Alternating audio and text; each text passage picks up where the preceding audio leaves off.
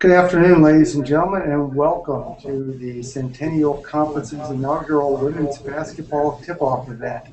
This unique multimedia event gives us the opportunity to have a chance to take your questions to our 11 head coaches as we prepare for the 2012-13 basketball season, which tips off on Thursday night. My name is Steve Ulrich. I'm the Executive Director of the Centennial Conference. Behind the scenes, our producer, Jessica Huntley, Assistant Executive Director. We hope you enjoy today's broadcast. First up to the podium, actually in lieu of the traditional press conference on the podium, we are using Google Hangout, which is a video chat software which many of you are familiar with. And the first coach we'd like to bring in is from Bryn Mawr College, Deb Caramel. Hi, Steve. How are you? Deb, we're doing great. Thank you. Thank you for joining us, and I'm sure you're excited about the 2012-13 edition of the Owls. How has the preseason practice gone for you so far? Well, first, I just want to thank you for having us. We're really excited to get the season underway. We open this weekend at a tip-off tournament at Cedar Crest College. We'll play College Notre Dame on Saturday, and we've been ready for this date since we stepped on the court in October. The team has really put in a lot of work in the off-season, and you can really see it in practice every single day. This is the best preseason we've had since I've been here. I've been the coach, and that's all due to the players and the hard work and intensity that they've been bringing to practice, all gearing up for this weekend. So we can't wait to get it started. Deb, you welcome back one of the conference's top post players in junior Nicolette Parmees. Can you talk a little bit about her improvement from sophomore to junior year and what you're looking for her in her junior campaign? Yeah, Nicolette has definitely been a force for us inside, both on the offense and defensive end, especially rebounding the ball for us. So we definitely are looking for her to continue to do those things. Looking for her to step up as a leader as well, as a go-to player that has had some individual success in the conference to lead our team moving forward and continue her production on the court. So she'll definitely be a force for us moving forward. She has some support down low with the return of junior Jackie Handy, who's a tenacious rebounder. Can you talk about her play on the inside? Yeah, Jackie is a pleasure to coach. She's a co-captain this year. Brings everything that you need kind of off the court, and you see that in her play on the court as well. She's the type of player that can do anything. We asked her to do a lot of different things for us on the court. Really looking forward to continue those things this year, be a little bit more productive for us offensively. That's something that she's really been working on so far, and looking for great things for her this year as well. Aislinn Tui probably is your headliner in the backcourt, bringing senior leadership and a nice outside shot. Talk about her and her play in the backcourt. Yeah, definitely. Ashlyn is one of will be our go-to guard this year. Looking for lots of leadership from her. Moving her over to the point guard. She'll be playing point a lot more than she has in the past. But she's been doing really, really well, working on her ball handling, working on her court vision. So we're really looking forward to her continuing to shoot the ball and score the ball, but also to get her teammates involved and be a leader from the point guard position this year. Who else do you expect perhaps to step up and contribute more among the upperclassmen this season? Our other co-captain, our other senior, Soraya Tarab, she'll be our one player on our team that this will be her 4th year. She'll have 4 years experience. Just another great kid. Has really put her time in and has a great work ethic, has improved every single year, which is always great to see as a coach. So we'll look for her kind of at her leadership both on and off the court this year. Can you talk a little bit about the class of 2016 at Bryn Mawr and what you hope to get out of the freshmen this upcoming season? Yeah, definitely. Really excited about this group of freshmen. We have 3 of them coming in, and all of them will be competing for starting roles. Looking for really, really great things from them. Already have seen that through the preseason, and I think they're a big reason why practice has been going so much better and really kind of the intensity level is up. All 3 of them are really great competitors, and we see that in practice, and kind of they're setting the tone for us to take the court this Saturday. Deb, you had a chance to play in the Centennial Conference. Now you've coached for a few years. What have you seen as the biggest change since your time on the court and today, just in terms of the play within the Centennial? Well, I think we've always been a tremendous conference, and I think the depth that we really have across the 11 teams has been something that has always been there. I think that just us continuing to get better. I think every single year you kind of go in, you don't really know who can take it. It can be any of those teams, and that's really exciting. It was exciting to play kind of in that atmosphere, and as a coach, it's just as exciting. So. Which do you find is the toughest venue to play in the conference? I know a lot of people think that playing Memorial Hall at Muhlenberg is difficult. Did you find one more difficult than another as a player? And what does your team think when they go on the road? Yeah, no, I definitely think Muhlenberg poses its challenges. It's just such a different place than I think than a lot of the other schools in the conference. So I think that's definitely on the top of our list. We always really look forward to playing Haverford just because they're right down the road, and it's not too far for us to travel, but kind of it's also a challenge just because of the intensity that the two schools play against each other with. And finally, what kind of advice would you give to a young woman who plays high school basketball and is looking for to continue her collegiate experience on the court, but also looking for the type of education that not only Bryn Mawr offers, but in the Centennial? What kind of advice would you give? I would definitely encourage them to keep their options open and to definitely look within the Centennial Conference. I think our conference does such a great job of balancing academics and athletics and being competitive on the court. All of our schools are great academic institutions first, but provide great athletic opportunities, and they're all places where you can go and have both. And when I look back on my college experience, playing basketball was huge. Being a part of the Centennial Conference was huge. So definitely kind of making sure that they're keeping their options open, that they're looking at the Centennial Conference. Head Coach Deb Caramello from the Owls of Bryn Mawr, thank you very much. Best of luck this season, and we appreciate you joining us this afternoon. Thanks. Good luck to everyone. Coming up next will be the Dickinson College Red Devils and head coach Dina Henry. Are you going to make fun of me? Yeah. Am I done? They're picking this up. That's all. Hopefully they'll be joining us from Carlisle in just a moment. If you'd like to ask a question of any of our 11 coaches, you can go to our Facebook page at facebook.com/Centennial Conference. You can also CC13 for any of the questions you might have with our CC13 via Twitter, or you can use our Facebook page as well.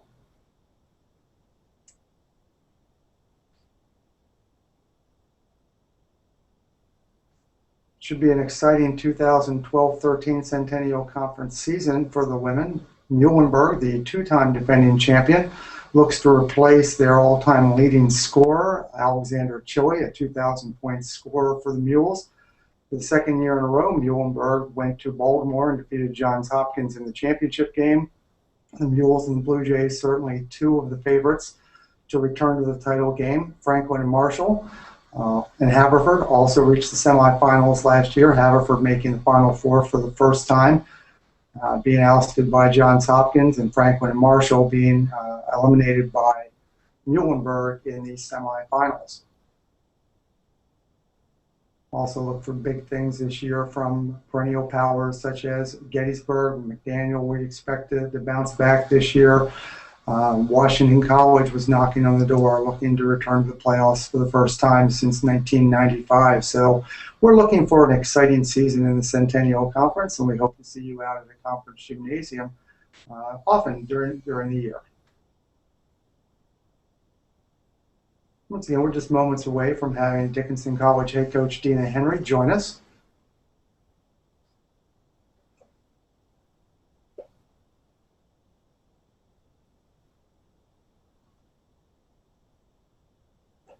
Coming up after Dickinson will be Swarthmore, scheduled to be on at approximately 1:20 this afternoon. McDaniel will be at 1:35. Gettysburg, Washington College, Ursinus, Haverford, Franklin and Marshall, Johns Hopkins, and Muhlenberg will wrap up our afternoon.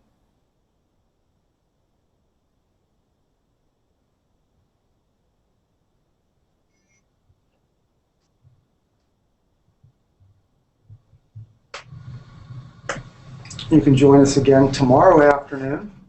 We also begin at 1 o'clock Standard Time here on the East Coast for the men's basketball tip-off event. We'll have an opportunity to talk with all 10 men's basketball coaches. And also, once again, take your questions via Facebook or Twitter. Give me some questions that you'd like me to pose to your favorite coach. That comes up tomorrow afternoon at 1 o'clock right here on www.centennial.org, your official website for the Centennial Conference.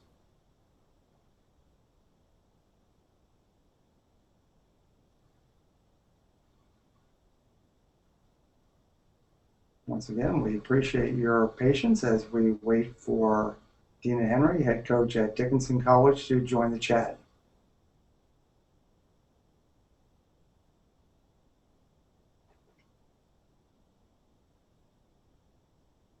You can follow the Centennial Conference not only on Facebook, facebook.com/Centennial Conference. We hope you'll like our page and join us, and you can also follow us on Twitter.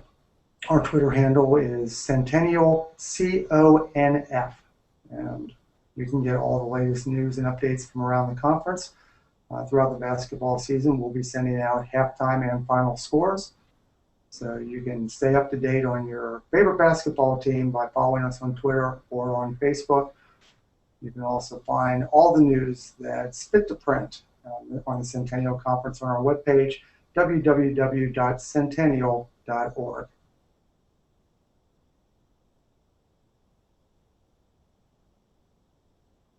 We're going to take a brief time out. We will be back in just a moment.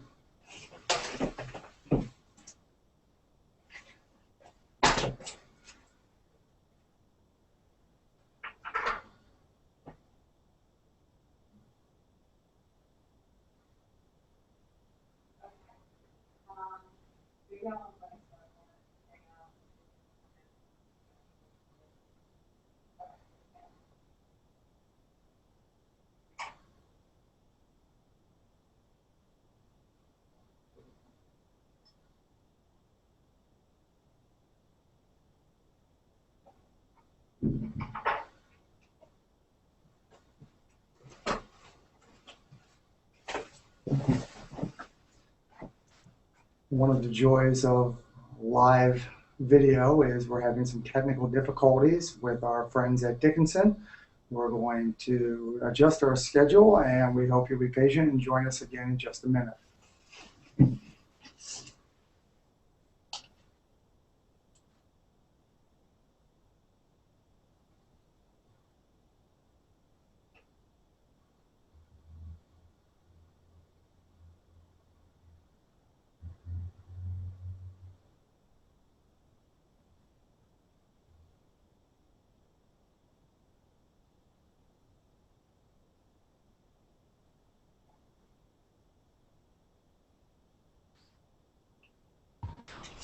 Okay. Once again, you're watching the Centennial Conference Women's Basketball Tip-Off 2012-13 live on www.centennial.org. I had a chance to open the day by speaking with Bryn Mawr head coach Deb Caramella. We've had some technical difficulties with our friends at Dickinson, and we're hoping to get Coach Dina Henry on the line just as soon as possible. We appreciate your understanding. As we mentioned, coming up next, Swarthmore head coach Barney. At 1:35 will be McDaniel head coach Becky Martin. Mike Kirkpatrick, the head coach of the Gettysburg College Bullets, will join us at 1:45. At 1:55 will be Washington head coach Megan Duran. As I look on my screen, I see Coach Dina Henry, the head coach at Dickinson College. Dina, thanks for joining us today. I'm glad we were able to work out our difficulties.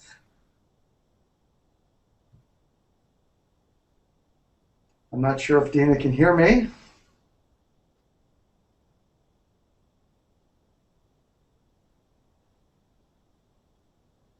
Our producer, Jess Huntley, is working to make sure we get everything squared away.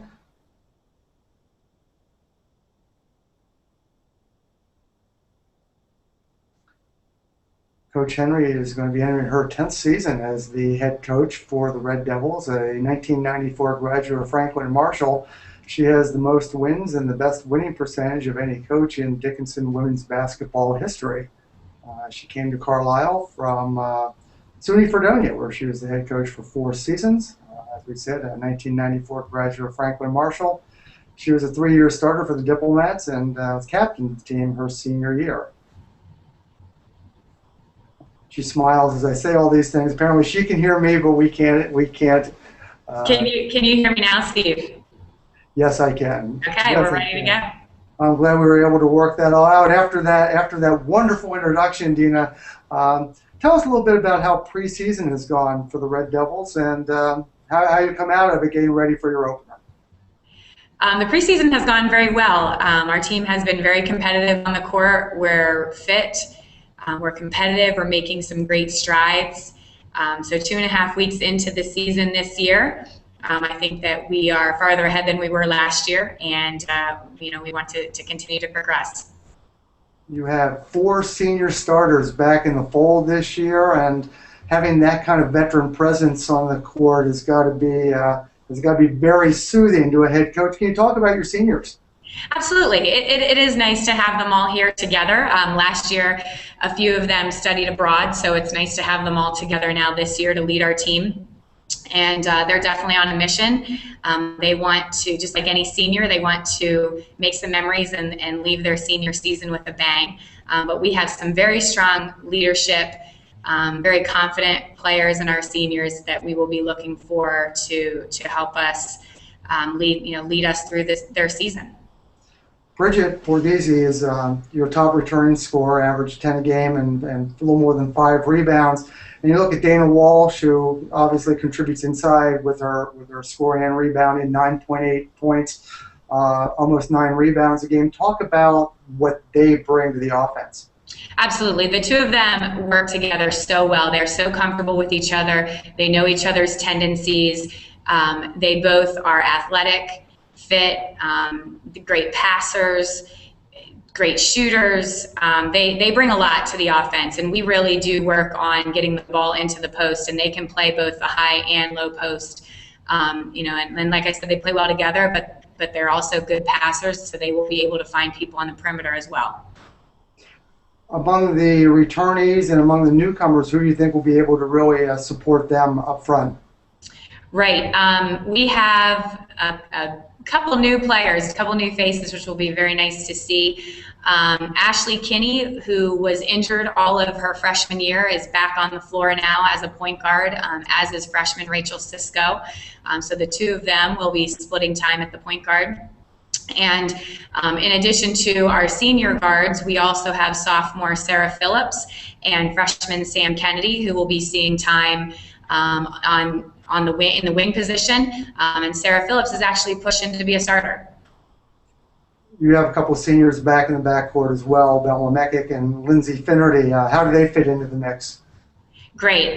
They're in the best shape of their lives, doing very well, great leaders, defensively, very strong, and they are both captains this year as well as Bridget Borghese. So they definitely fit in well into our offense and our defense, and like you said, the 4 seniors working together will be a strong unit. One of the hallmarks of your teams at Dickinson has always been strong defense. How are the youngsters adjusting to what you ask of them on the defensive end of the floor? Right, they are adjusting surprisingly well. It's been very nice to see. They're working very hard, and they are studying their defense, studying their plays, studying each other. Our upperclassmen are doing such a great job on the sidelines in practice, teaching them and on the court, pushing them in their drills. And we really do push them to work hard on defense. That's one of the biggest things that we focus on every year. And it's definitely one of the hardest things, I think, for freshmen to adjust to, but they're doing well. Last year had to be a little bit of a disappointment. Your teams have always been in the hunt for the Final Four in the final weekend, and last year's team wasn't quite there. Has that been a motivating factor headed into the new season? Absolutely. Prior to the last 2 years that you just mentioned, I mean, we had made 6 straight playoff appearances, and I know that this team does not want to let down all those alums that come back and watch us and stay in touch with us, and those alums that were a part of that playoff run for 6 years. They want to be back up competing for a spot in the conference playoffs, and that's definitely a motivating factor. But we're going day by day. We are trying to make strides with each day, with each week, with each game. So we have some preliminary things we need to take care of before we look that far ahead. But absolutely, that is a motivating factor. The Klein Center has always been a very difficult place for visiting teams to come in and play. What is it you think that makes the trip to Carlisle so difficult for opposing teams? Well, it's funny because I actually have experience with that coming from F&M and coming here to play. Everybody used to say it was the floor, but now we have wood, so we can't say that anymore. But I think it's tough. Just the gym is not a traditional gym. There's a lot of open air, a lot of open space. The baskets just seem to hang in thin air, and when you're not used to that, that makes it tough. And I think that at the Klein Center, we're going to make sure that we're going to be competitive. Everybody's always a little bit harder to beat at home, and with us, pushing our players to do the best they can and to be physical and to play good defense, that's definitely something that we're hoping teams have to prepare for. You've had your time in the Centennial Conference, now as a player, now as a coach. When you're on the road and you're talking to recruits, what kind of questions do you get about the Centennial Conference, and what do you tell potential recruits to Dickinson about the conference? Well, what's nice about our conference is that it is so competitive. I mean, it sounds cliche, but anybody can beat anybody on any given night. 1 through 11, everybody's competitive, and you have to prepare for every team. And every season, it goes down to the wire to find those 5 teams that are moving on. And that's what makes it special, and that's what makes it fun, and that's what we play for to the end of the year. Every year, we're going to send the best teams, but they're going to earn it because everybody's going to be competitive. Certainly you're focused on the Red Devils and the season opener, but as you look into the crystal ball a little bit, who do you see as some of the top contenders in the conference that you'll be fighting with this year? The top contenders in our conference this year?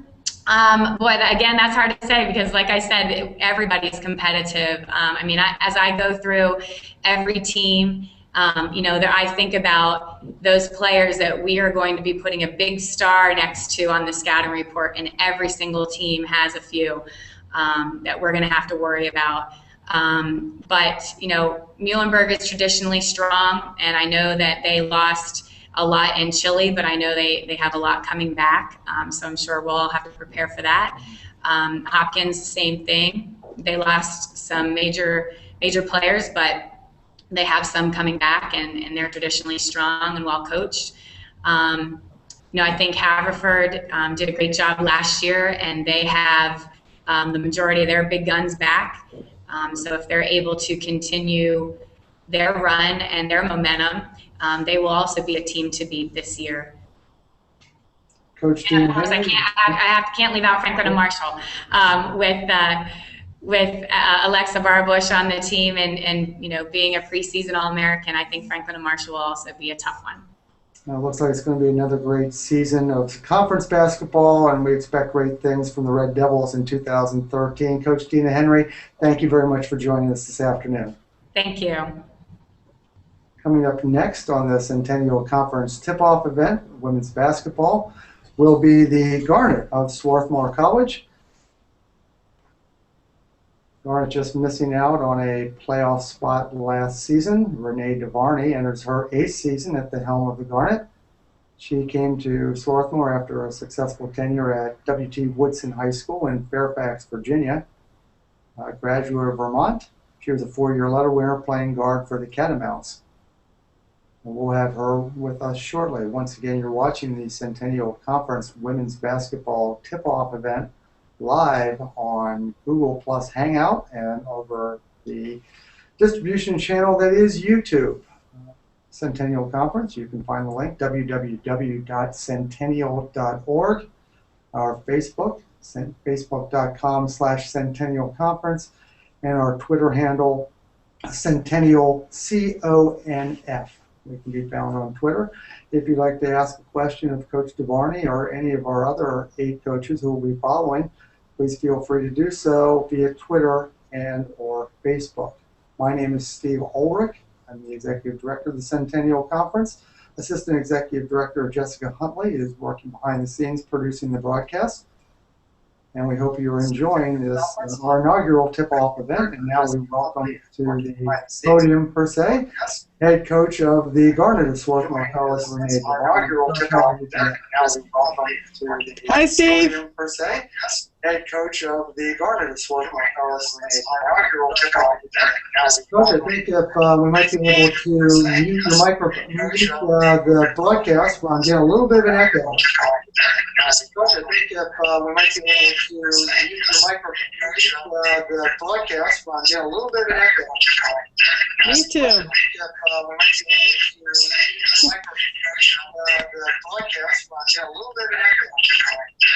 too.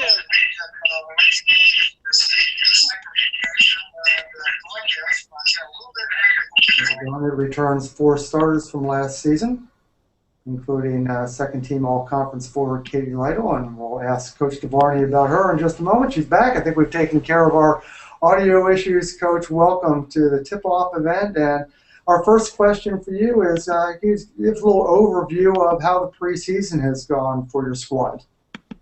I think preseason's been going pretty well so far. We've been working hard. We've been staying healthy, which is always an important thing. I think I've wanted to tweak a bunch of things this year, so we've been trying some new things in practice, and the players have embraced it pretty well. So we're excited where we are right now. As we mentioned, you returned one of the top players in the conference in Katie Lytle, who averaged double figures last year in points and almost in rebounds as well. And certainly you have to be excited to have her back and talk about her development over the off season and what you hope for from her this year. Katie has gotten better every year, and she's one of those unique, versatile players who can play the guard position and the post player position. She's always been a great athlete, but this summer she really dedicated herself even more to get in better shape and condition. So I said, Katie, if I need you to play 40 minutes, I need you to be ready. And she rose to the challenge. She's in phenomenal shape, and she's ready to go. Another one of your top returnees, also coming from Central Pennsylvania's District 3, would be sophomore Ellie Larson. 5'11", she averaged 12.5 points and a little more than 6 rebounds in her rookie year. Talk about her and her play and how she complements Lytle. I think Elle, even though she was an impact player for us last year, I don't think she always played to her potential. And she's really started off the year much better this year with consistency and toughness and going hard every day. So Elle's a big, strong post presence for us and has already made some good improvements from last year. So I'm excited. Do they work a nice, is it a high-low type of post, or will Katie move to the outside and let Elle work on the inside? How do they work together? I haven't quite figured that out yet, Steve, but Elle's definitely going to be on the inside. And right now, Katie's going to be roaming some bit on the perimeter for I guess you'd say, some of those high-lows. So we're still tweaking some things, but hopefully we'll get that high-low working. You have 2 returning starters in the backcourt as well, and Kayla Maritsky and Eliza Polwick. Can you talk about what they bring to the backcourt and what they mean to the starting 5? Both of them have always been pretty good three-point shooters, and they've really continued that more into this year on a more consistent basis, at least through our practices anyways. We're shooting well from the three-point line against our own team, so that's a fun thing so far. But Eliza is one of those people who has always been overlooked a little bit, and she missed the last 7 or 8 games of our season last year with an injury, and we struggled, and no one would call her our superstar player, but I've always felt like she's sort of the glue that keeps us together. She doesn't make mistakes, so I'm really happy to have a healthy Eliza. And Kayla has always been our spark plug since she's been here her freshman year, and she's going to lead us from the point position again. As you mentioned, Eliza, 32 threes a year ago. The three-point shot, obviously, very important to the Swarthmore offense. Also, coming off the bench, you have another senior in Madeline Ross. Madeline got a slow start last year to the season because she spent the fall semester abroad, but has gone through all of our preseason workouts very well, and she has always been a high-energy person, high emotional energy, high intensity on the court player. So she's back, and she's another one that's gotten herself in pretty good condition. So it's been exciting with Madeline Ross also. This looks to be one of the more veteran squads that you've ever had, and coming back, how does that change things in the preseason as you get ready moving forward, knowing that you have that kind of experience coming back? I guess you would say veteran, but most importantly for me, we've had 9, 10 people in practice where you couldn't pick out the worst player, you couldn't pick out the best player, and to us that's sort of a first, to have that even level of talent across the board. And one of the more athletic teams I've had in the last few years here, so their evenness of play and their athletic ability has really made for some fun and exciting and high energy practices. Taking a look at the list of newcomers that are joining the program, I noticed some height that you were able to bring in the class of 2016. Can you talk about Isabella and Abby and some of the other newcomers that might factor in this year? 3 newcomers to the team, 3 freshman newcomers to the team this year, and have all blended very well. Jessica Jowdy is a guard from Connecticut, and Jess adds to our game plan of good outside shooting, so she's jumped right in there. Isabella Belezza from California is that tweener player, kind of like Katie Lido, who plays inside and out, and he's a big guard, a small post player. And then most of our height is from Abby Deckard from Cleveland, Ohio area, and Abby's a good person to bang every day with Elle Larson down in the post. But all of them, again, it's even level of talent across the board, and it's really been exciting. Night in and night out, in this conference you're going to get a really good competitive game. What do you think it's going to take this year for the Garnet to get over the top and make the 5-team conference playoff tournament? Last year we got our heart broken a little bit when we lost some close games right at the end. So like Dina said and Deb both said, this is a battle every night in our conference, night in and night out, and just hoping to catch some of those close games at the end that'll put us over the top. When you go out recruiting, what kind of things do you talk about with recruits and the conference and Swarthmore and the education you can get? What do you really try to focus on? Well, certainly we have a limited pool of high academic kids, and I really think Swarthmore is and always has been one of the most beautiful college campuses around. Similar to all the nice liberal arts colleges in our conference, we have such nice, beautiful, serene campuses, and they're really passionate about playing basketball, and they're competitive. So with the competitiveness of our conference day in and day out, and the stellar academics of Swarthmore, it's who's ever up for that challenge, they're looking to embrace it. Coach Renee DeVarney of the Swarthmore College Garnet, thanks very much for joining us today, and best of luck this season.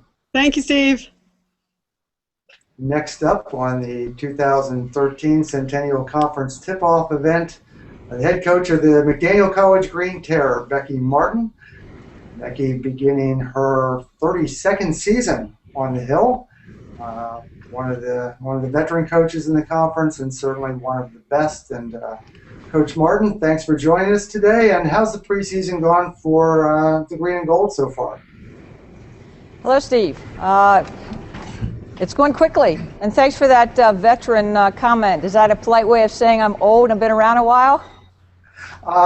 Suffice it to say, we knew each other when? When your hair was a different color. And my hair was a different, which is why we have the blue background today. Anyway, about the preseason. It's been fun. It's been a fast preseason. It's hard to believe that in a couple days we'll all be starting, and looking forward to what this season brings. We've picked up the intensity. It's neat this year with the onslaught of our freshman class, and we have a transfer that came in. We're a little more athletic, and they've been taking it to one another. It's been pretty physical practices. They're working hard. They're giving everything they have. So, like everybody in the conference and across the country, we're looking for that first tip and to get things started to see where we are and use the tip-off tournament this weekend as a barometer to where do we need to go as we continue to improve for the season. Coach, you have one of the top guards in the conference coming back after an outstanding rookie year, Steph Perez.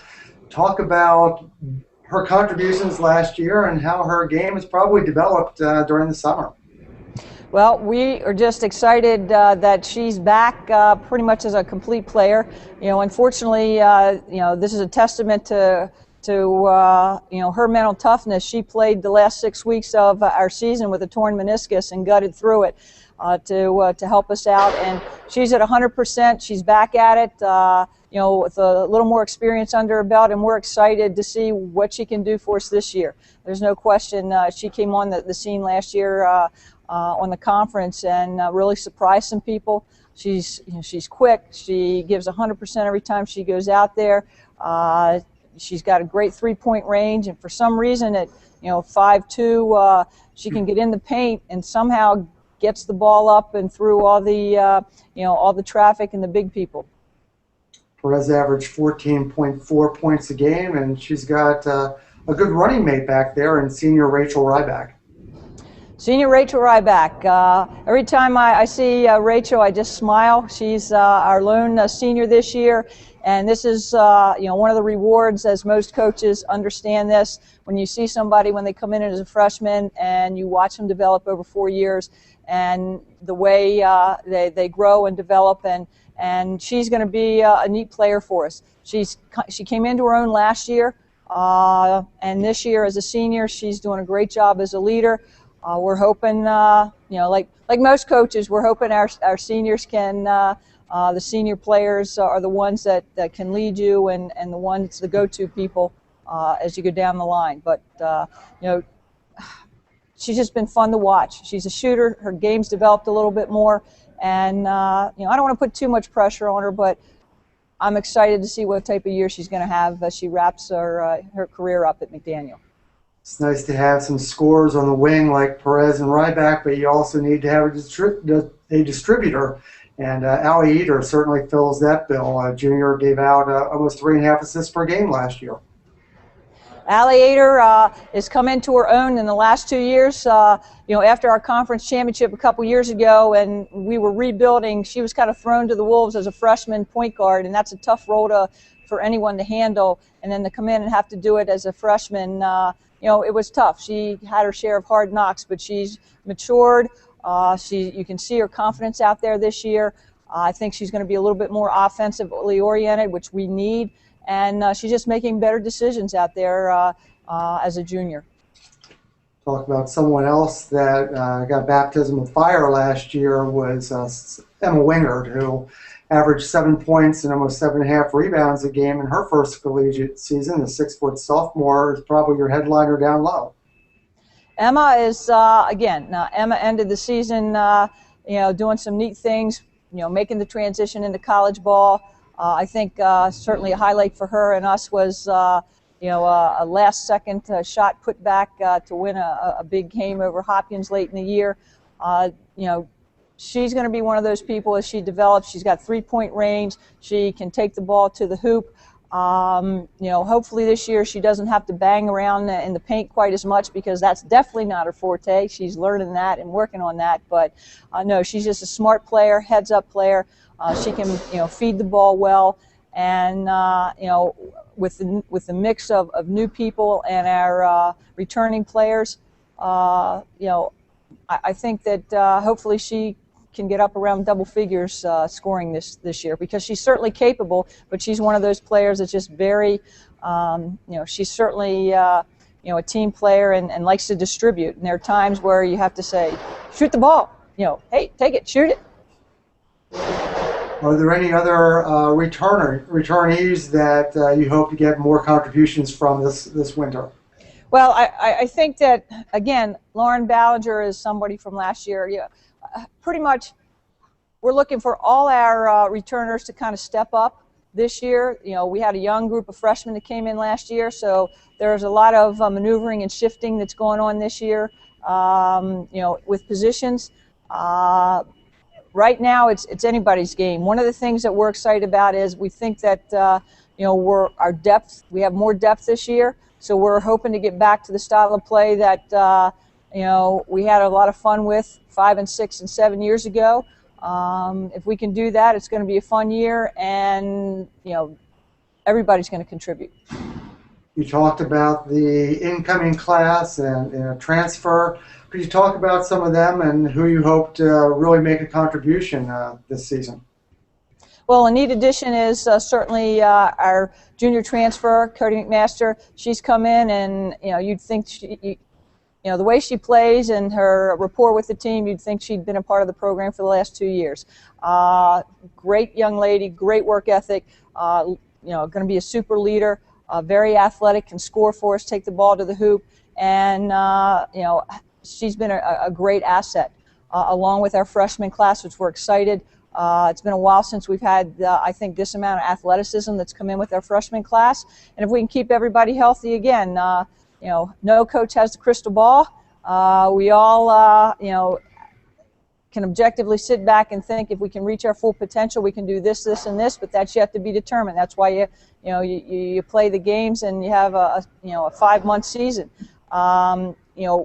We have a nice point guard that, came in with Brittany Davis. We're hoping that she can take some of the pressure off Allie and also Steph Perez, so that we can get her back into the maybe the 2-guard position. Kirsten Webster's a young lady that we're excited about. Unfortunately, she's been, having some health issues at the moment, but when we get her off the injured reserve, so to speak, maybe she can be our secret weapon, I don't know. And then we have some height that came in this year, and they're learning the difference between high school play and college play, but we certainly need them to bang around a little bit inside with Alyssa March and Shelby Taylor. And then another young lady that is going to see some time is Lindsay Nichols, who's going to play probably a 2-3 for us, that has a nice 3-point shot and can also take the ball strong to the hoop.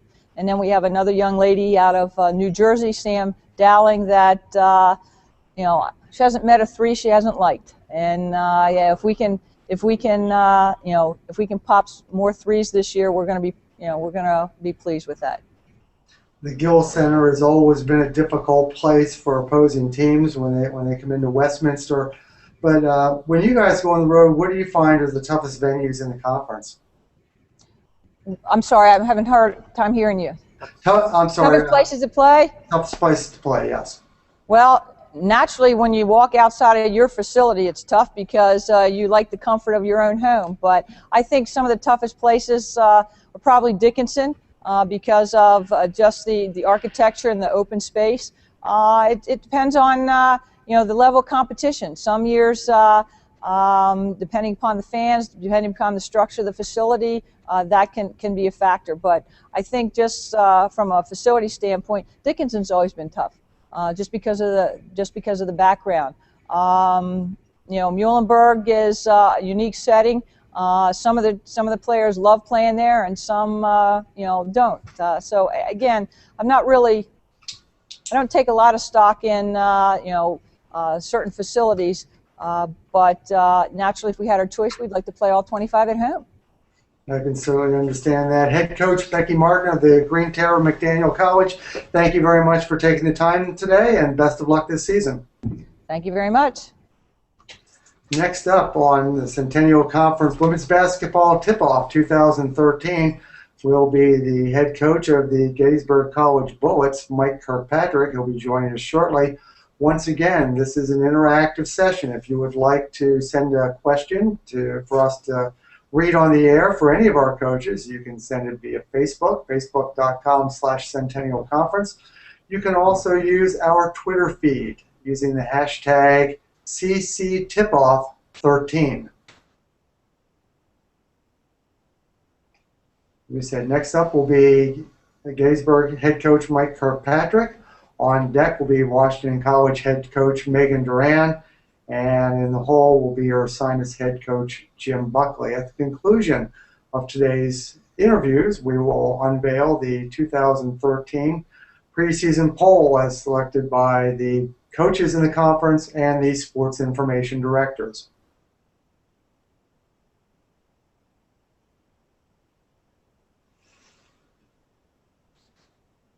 And right now we're trying to work out some technical difficulties with our friends in Gettysburg. Please bear with us as we get this ironed out. The 2012-13 season gets underway on Thursday night, November 15th. And we have three games on the docket on Thursday night. Goucher visits Dickinson, Johns Hopkins is on the road to play York College, and Ursinus plays host to Moravian. The season kicks into high gear on Friday, Saturday, and Sunday with a host of tip-off tournaments. Gettysburg will travel to Arlington, Virginia to participate in the Marymount tournament. Washington College will travel down to North Carolina to take part in the William Peace University tournament. McDaniel will host their own tip-off tournament. Haverford will be participating in a tournament up at DeSales. You can see the complete schedule and all information on the upcoming games this weekend on our website, www.centennial.org. We're going to take a short time out. We'll be right back as soon as we are able to work on our technical difficulties. Coming up next, the Gettysburg College Bullets.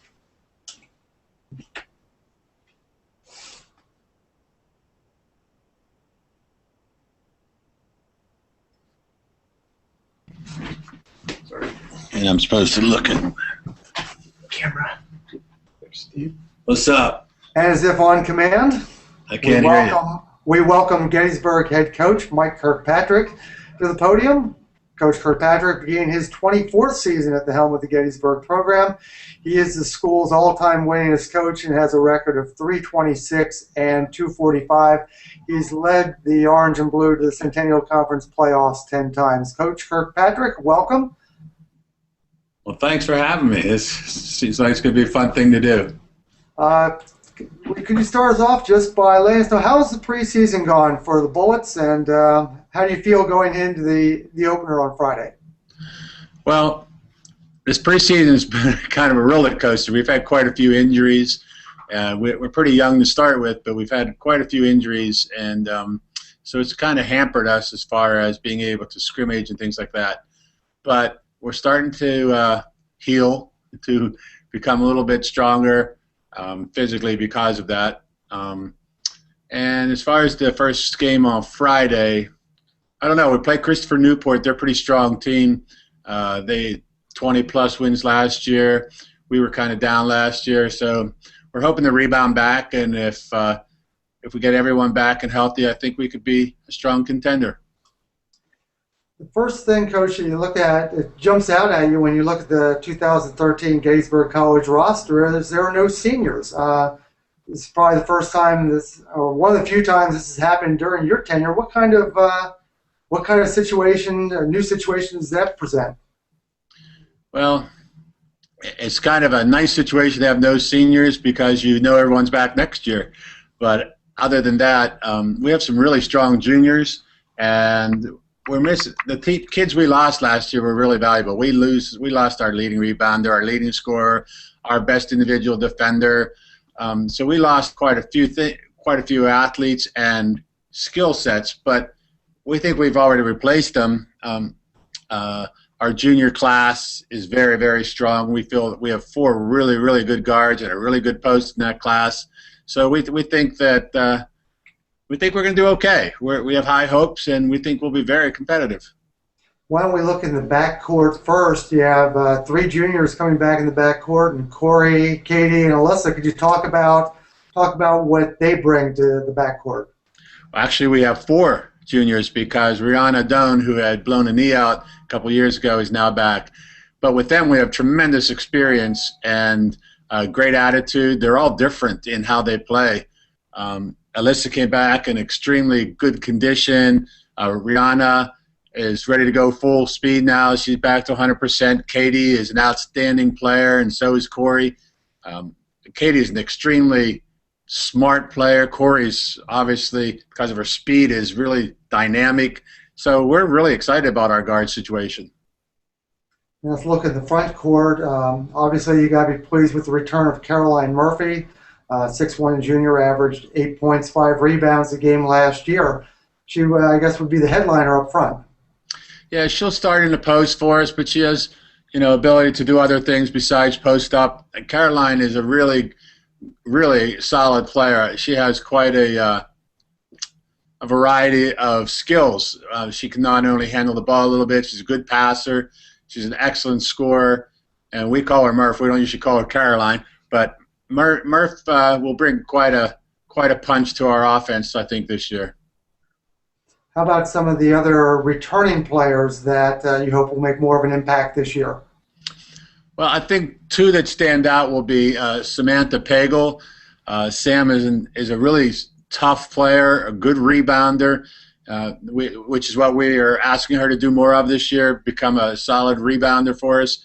She scores inside a fair amount and can also hit the medium range. And Jenna Swope, who was one of our kids in the infirmary, she had mono. She's just getting back into the swing, and she's a really talented player that has multiple skills. And we think those 2, Sam and Jenna, will be a big impact for us this year. Taking a look down the roster at some of the newcomers that are coming in, we see you certainly were able to recruit some height. You see a couple of 5'11s and a 6'1". Talk about the newcomers that will provide strength inside. I think the 2 that stand out the most for us are Emily Duggan and Jess Porter. They're both 5'11". They both bring a different skill set to the team. Both run very well. Both are good athletes. They both can score. We're hoping that they bring us some rebounding. And if they can do that for us, I think they'll add quite a bit to our team. Kim Ryan and Abby, they also will help our team, giving us some depth, along with late bloomer Carrie McMaster, who came out as a junior for us. She'll be able to give us some depth also. And there's also another sophomore in Danielle Bernini, and she should give us some strength on the boards, we're hoping. What do you think it's going to take for this young squad to qualify for the conference playoffs this year? Yeah, I thought you might bring that up. Well, we were pretty disappointed last year that we didn't make it. We kind of feel like we should be good enough to do that this year, but it's all going to depend on if everyone can live up to their expectations and if everyone can give us, that high effort that every coach hopes of their players. I think if we can keep that good attitude and good hustle and high effort, I think we'll be a really tough team to compete with. When you look around the Centennial Conference in your time, what makes this conference so strong top to bottom? I think that's exactly it, that everyone is strong top to bottom. I don't think there's ever a day where we can go into a game and say, this is an easy one. we might as well just go home. It doesn't work like that in our conference. On any given day, anyone can knock you off, and there's so much competition, not just as basketball teams, but as institutions, that I think everyone really goes after each other with a highly competitive attitude, and you just never know on a given day who's going to come out on top, and you really have to strive for that consistency of play. And if you can get that out of your players, then you have a really good opportunity to succeed.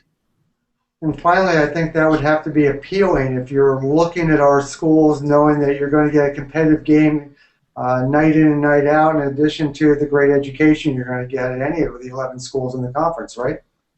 Yeah, I agree with that. I also think we beat up on each other sometimes, that we play each other so many times that we do, really beat on each other, literally and figuratively. But I agree with you that if you're an outsider looking in, that the Centennial Conference is such a strong conference academically and athletically that there are few, if any, who I would say are better than we are. I think we're really up on our own pedestal, and I think that any athlete who wants to be in our conference and be an athlete would, do very well to succeed at our level and in our conference. Head coach Mike Kirkpatrick of the Gettysburg College Bullets, thanks very much for your time today, and best of luck this season. The Bullets open up Friday afternoon at Marymount University. Thanks, Coach. You're welcome. Thanks for having me. You're watching the Centennial Conference Women's Basketball Tip-Off 2013 live on www.centennial.org. We hope you're enjoying the broadcast so far. We've had an opportunity to talk to half of our coaches. A little later on, we'll unveil the preseason poll of coaches and SIDs. If you'd like to ask a question of any of our coaches, feel free to do so by using Twitter. Just use the hashtag CCTipoff13. Next up, we welcome Washington College head coach Megan Duran. And her Shore women were knocking on the door last year and the Centennial Conference playoffs, and she looks for big things this year with 3 starters back. Coach Duran, can you talk to us about how the preseason's gone down on the Shore? Hi, Steve. Yeah, we're excited. My kids are faster, stronger, probably in the best shape that they've been in, and things are going well. We're looking forward to opening up on Friday.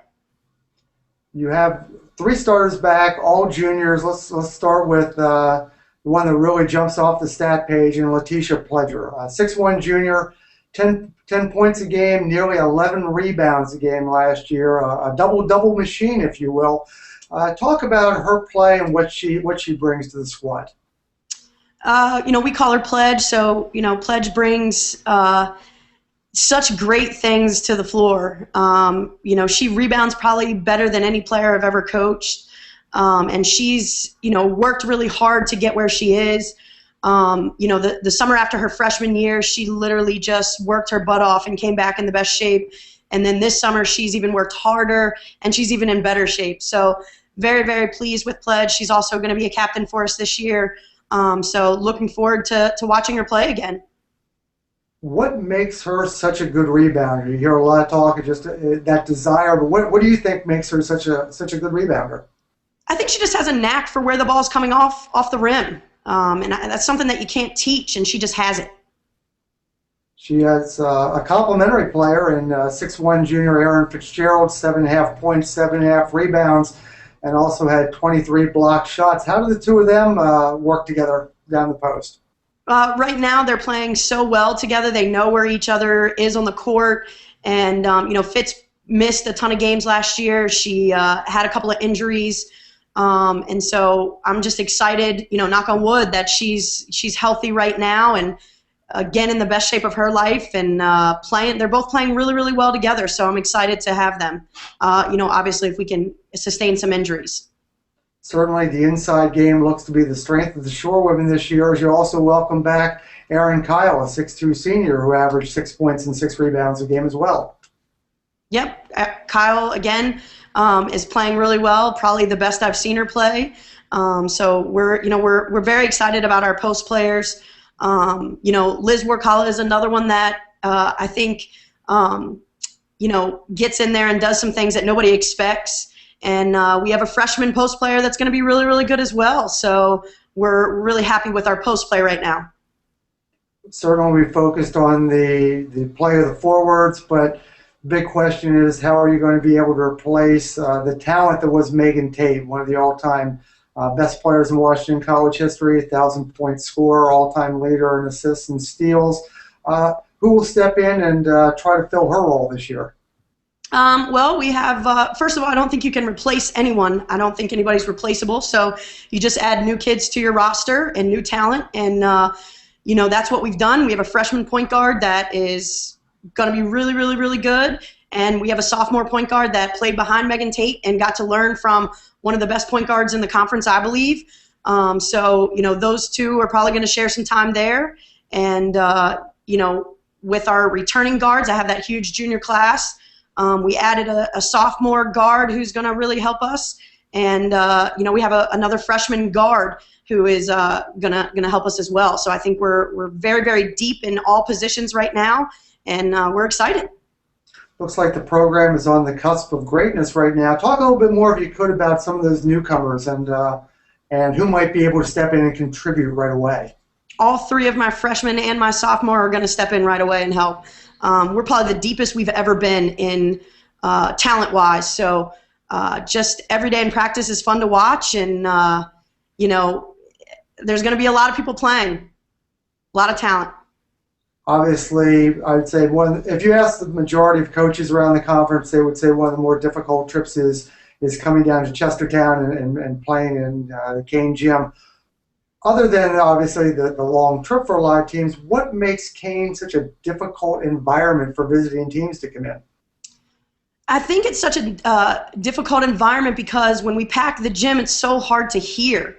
I love the size of our gym. Truthfully, I wouldn't want it to be any bigger because we can pack it, and when we do pack it, it's very, very hard. We have some great support on campus with the faculty and staff and fans, the students. And we also have a lot of community support. So I think all of that helps us on game day. What do you think it's going to take this year for the Shore women to knock down that door and make the conference playoffs? What's going to be the intangible, do you think? You got to stay injury-free. You got to sustain those. I think our practices are more intense than they've ever been. There's just there's just something about this team that I think is special. Matter of fact, Pledge and I were talking about it today, and we can't pinpoint what it is, but we have it, whatever it is, I guess. So, we're looking forward to the year, and we'll see what happens. Is there anybody that you and your staff have targeted as teams to really shoot for this year?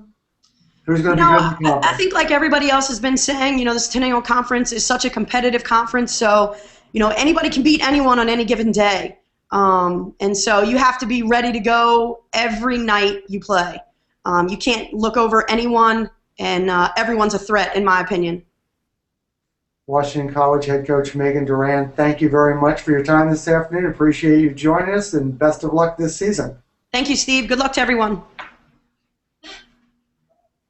We're at 2:05 Eastern Time here on the Centennial Conference Women's Basketball Tip-Off event. We've worked through 6 coaches.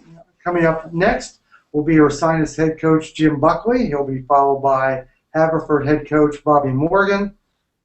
We'll have Franklin and Marshall head coach Richard Richter, Johns Hopkins coach Nancy Funk, and we'll wrap up the day with Muhlenberg head coach Ron Roan.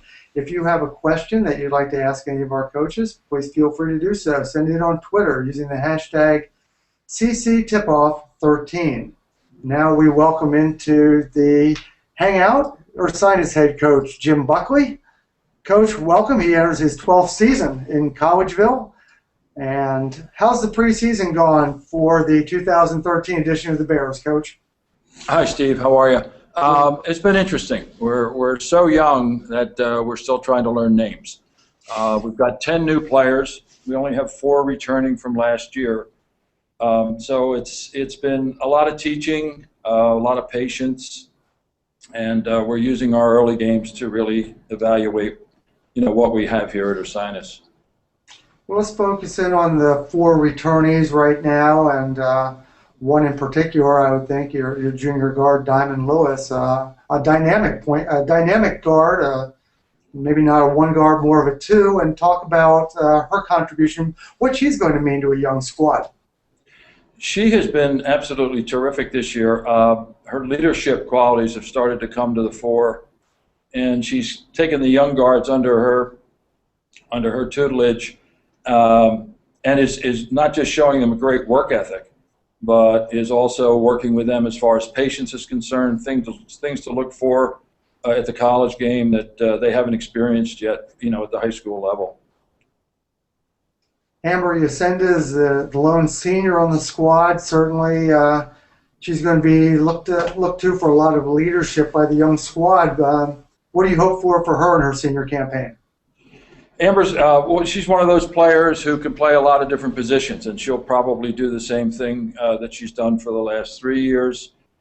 She plays some post, she plays some wing. She's a very good defensive player. She has provided leadership and some stability, and we see her doing exactly the same thing this year. Devin Butchko is also back and saw some time last year. What role do you see her playing this winter? Right now, Devin is starting for us. She's playing a small post for us, mainly because of her rebounding prowess. We look at maybe as a trail post, but she has come back in terrific condition. And again, Amber and Devin are our co-captains, and their leadership through the preseason has just been terrific. When you look at that long list of newcomers on the 2013 Bear roster, I think you're initially drawn to the height. You see a couple of 6-footers, a 5'11". Talk about the freshmen that you hope might be able to step in and contribute up front. Well, I think that right now, Alyssa Palomini and Jessica Parada, both from New Jersey, are starting for us, along with Caroline Shimrock, who is local to us from Gwynedd Mercy Academy.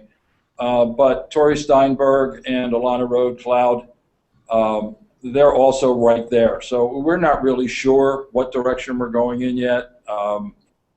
It's going to take a while. We've got 3 games coming up this week in a 4-day span. So that'll be a huge evaluation piece for us before we go into the conference.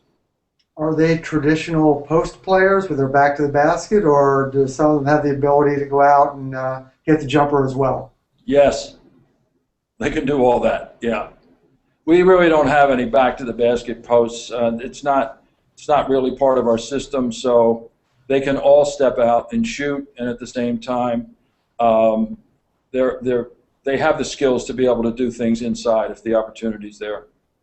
Why don't we take a look in the backcourt and who might be the newcomers that will be able to complement Diamond in the backcourt? Well, that's one of the things we're looking at. We do have a number of guards, young guards, that are there. Alyssa definitely will play that role. Caroline Shimrock will also play that role. Then we've got Maura Kish as a freshman and Barbara Dodds as a sophomore, who is new to the program. And then we've got some juggling we can do as well. So it's really not clear at this point. There's so many new ones. It's not clear yet how it's going to shake out. But we feel pretty comfortable with 8 or 9 players at this point. One of the hallmarks of Ursinus basketball has been strong defense. How have the newcomers adjusted to not only the collegiate game, but what you ask of them on the defensive end of the ball? Yeah, slowly, Steve. They still have a lot of the bad habits from high school, but they're working hard at it. They're trying to understand the concepts, and as they continue to play against collegiate competition, I think that they will adjust to it, rather quickly. When you look around the conference, who do you see as some of the top teams this year? Oh boy, well, certainly Muhlenberg, I think, and no particular order here. Muhlenberg and Haverford. I think that Gettysburg is always strong. Hopkins definitely. I think SWAT and Washington College. McDaniel is certainly going to be better. I mean, I think there's just a lot of teams. Dickinson will be better as they've gotten hopefully through all their health problems. I mean, it's one of those situations that anything could happen. So we take everybody very seriously. When you're out on the recruiting trail, what kind of selling points are you able to tell, for example, the group that you just brought in?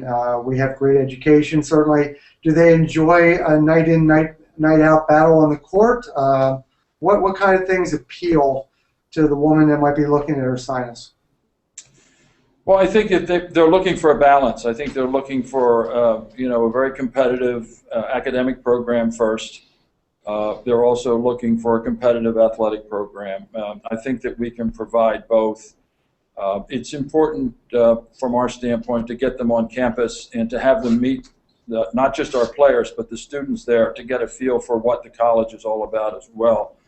So we're really looking academics first to see if there is an interest. If we're not really going to chase people that don't have an interest or that want to be chased. They really have to like our sinus and want it for us to be interested in them too. Coach Jim Buckley of the Ursinus College Bears, thank you very much for your time today. Best wishes for a successful 2013 season. Thank you, Steve. You're watching the Centennial Conference Women's Basketball Tip-Off event live on www.centennial.org and also being viewed through YouTube. It's our very first interactive tip-off event for women's basketball, and we will repeat this tomorrow afternoon, Wednesday, November 14th at 1 o'clock for the men. Right now we welcome in Haverford College head coach Bobby Morgan. Her Fords reached the conference semifinals last year and had some high expectations as they had just a little overview.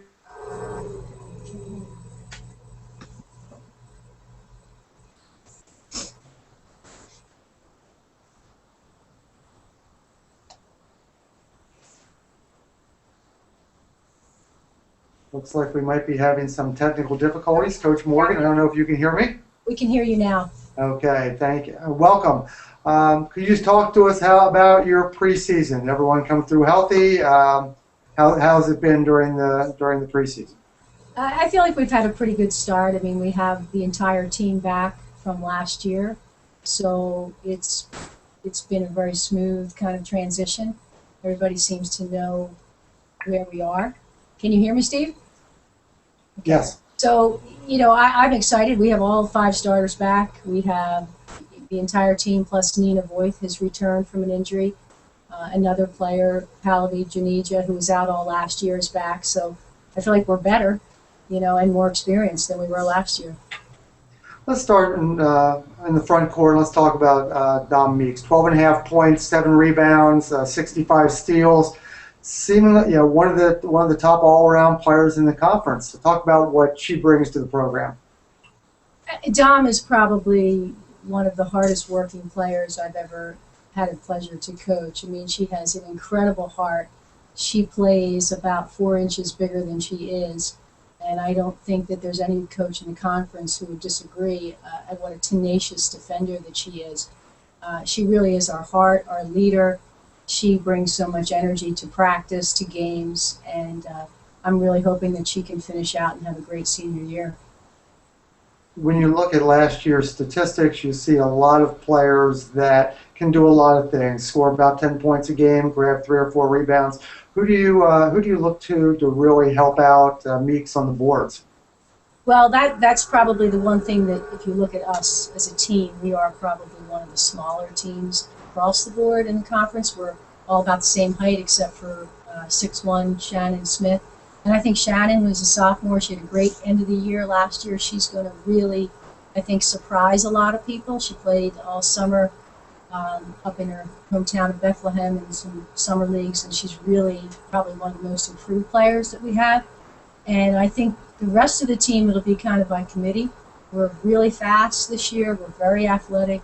And, some of our 5'9", 5'10" guards are going to have to help out. Rachel Baskin, Nina Voith is a very good rebounder. Vic Sobosinski and Gert Lynch, 2 forwards, should also help.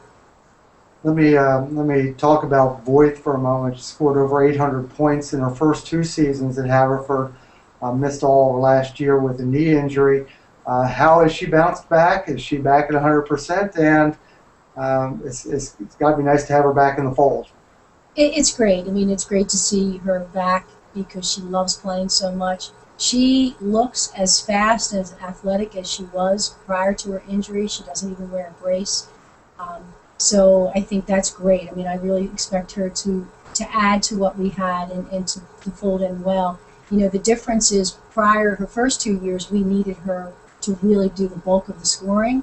And the good thing is now she can just be one of the many players who I think can contribute and help us. So it's not, there's far less pressure on her than there was her first 2 seasons. You mentioned Rachel Baskett and Vic Sobosinski, who are able to do a lot of different things. Go out and hit the jumper and also pound it down low. Yeah, I mean, Rachel Baskin, Kayla Miller, Jackie Bizzuto as well, they're kind of round out the returning starters. Rachel's probably one of the best athletes on the team. She's one of our best defenders. Vic is going to be a 4-year starter at this point, and you know she's a forward. She can shoot the 3.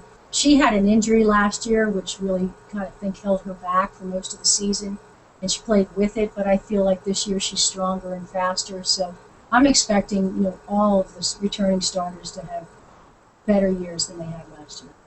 You have 2 good floor generals too, in Miller and Pizzuto. Could you talk about them? Well, Kayla's finally getting to play her natural position. She played the 1 her first 2 years because we needed her to. She's really a 2-3.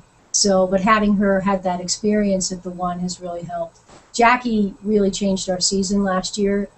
She was a pure point guard. She has tremendous poise. She played for a state championship team at Rutgers Prep, and she can score when she has to. She doesn't force anything. I think she's definitely going to become one of the better point guards in the conference in the next couple of years. A veteran squad coming back at Haverford this year, but you also brought in some newcomers. Could you talk about them and what you hope for contributions from the freshman class? Well, we have 3 freshmen. Emily Sweet, who's from Flint Powers in Michigan. Olivia Walsh is from New York. And Maddie Lupino from Florida. So all 3 of them are real solid players. I think it's going to be, we're at the point now where we finally have an experienced team. It's going to be a little bit harder for freshmen to have a major impact. As well, the last few years when we were just beginning to rebuild, the freshmen had a chance to play. But I expect them to contribute, and I think the competition that we have in practice it's not, I can't compare it to any other year. It's much more intense. There's a lot of people trying to get playing time, and so it's very competitive. You've seen the program building over the last couple of years, but the expectations haven't been there. This year you have a veteran squad back with a lot of talent, and a lot of people around the conference are thinking that this Haverford squad can certainly not only get to the championship game, but certainly contend for the title. How does that change things in terms of the team's focus? I don't think it changes anything because expectations that's other people's worries. We've wanted to win since we got here, and the kids have too. So I feel like we've been competitive every year, even though we didn't have the wins to show it. So, obviously we want to take the next step. I mean, that's every team's goal. But, as everybody else has said all the afternoon, I mean, this conference is so competitive. You play 20 conference games. If you hit a stretch where 4 or 5 games where you have injuries or illness, so many things can happen. There's so many variables. But I expect us to be very competitive. I think for the first time, though, I can say that my team actually knows that they can beat everyone in the conference if they play well. And I don't know that was always the case in Haverford over the years. When you look, I'm sorry, go ahead. No, it's good. When you look around the conference, who are some of the top players? Who are the players that you find that you really need to plan for around the conference? I mean, I could go through each team and tell you that's what I've been doing the last couple of weeks, but I think there's just a lot of great players. Obviously, Zabrecki at Muhlenberg has been one of their leaders. I think that Hopkins has Alex, who is tremendous inside, and she really was a big factor in the game that we lost in the playoffs. I mean, I go right down the list. I mean, I think there's great players in this conference. I agree. It's one of the best, probably in basketball, one of the best Division III conferences from, throughout all of the teams. So it should be fun and exciting. Head Coach Bobby Morgan of the Haverford College Force, thank you very much for your time today, and best of luck this season. Thanks, Steve. Good luck. It's 2:20 here on the East Coast, Eastern Standard Time. We have 3 coaches to go on our inaugural Centennial Conference Women's Basketball Tip-Off event. If you want to ask a question, you can send it in via Twitter. Use the hashtag CCTipoff13. We have Franklin Marshall head coach Kirsten Richter next up, followed by head coach of the Johns Hopkins Blue Jays, Nancy Funk. And we'll conclude today with the head coach of Muhlenberg College Mules, Ron Roan. At the conclusion of those interviews, we'll release the preseason poll of the head coaches and our athletic communications directors as we get ready for the tip-off of the 2013 season. It gets underway on Thursday night. 3 games on Thursday night. And you can get the entire schedule, and you can also get a link to our information guide for women's basketball. Go to our website, www.centennial.org. Next up will be Franklin Marshall head coach Kirsten Richter. We'll be back in just a moment.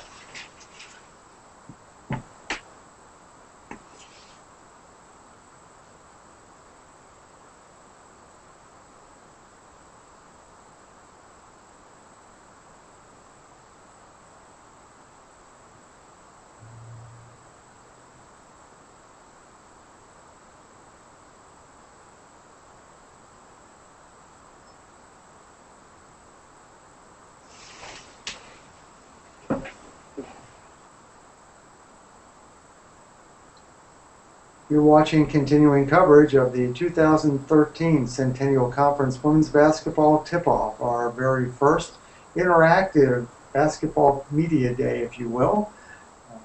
We're broadcasting through Google Hangouts, which is where our coaches and our staff are conducting the interviews, and we are also playing the video through a connection off of YouTube. So we're excited about this interactive project, and we're looking forward to doing it again tomorrow when our men's basketball tip-off event begins at 1 p.m. Eastern Time. For the link to participate to that interactive tip-off event, go to www.centennial.org. We invite you to join the Centennial Conference in our social media sites. You can follow us on Facebook at facebook.com/Centennial Conference. You can also follow us on Twitter. Our Twitter handle is @Centennial CONF, as in conference. So you can follow us on Facebook or Twitter. If you follow us on Twitter, what we do throughout the season is provide halftime and final scores for all conference games throughout the season, the fastest way to be brought up to date on what's going on in women's basketball around the Centennial Conference. We also invite you, if you can't make it out to your favorite team's gymnasium for a game this winter, you can also watch a number of contests on our streaming video sites throughout the conference. Our conference members stream all home basketball games live over the internet, and you can find those links not only on the individual college's website, but also on www.centennial.org. So many ways to follow and enjoy Centennial Conference women's basketball throughout the 2012-2013 campaign.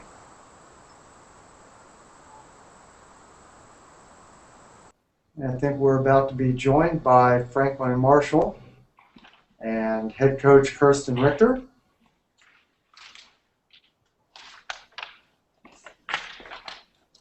Coach, good afternoon. Can you hear us?